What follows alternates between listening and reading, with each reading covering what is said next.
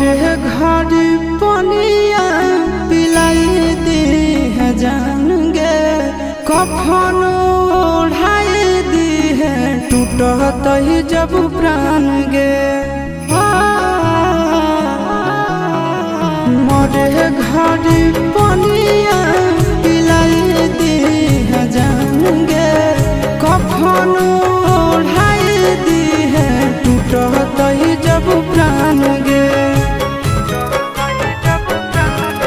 हगे हमारा से तोरा जाती प्यार होता भेंट साक्षात कर लगे। हगे सोनाया गावा हो भरती पाटनवा में आके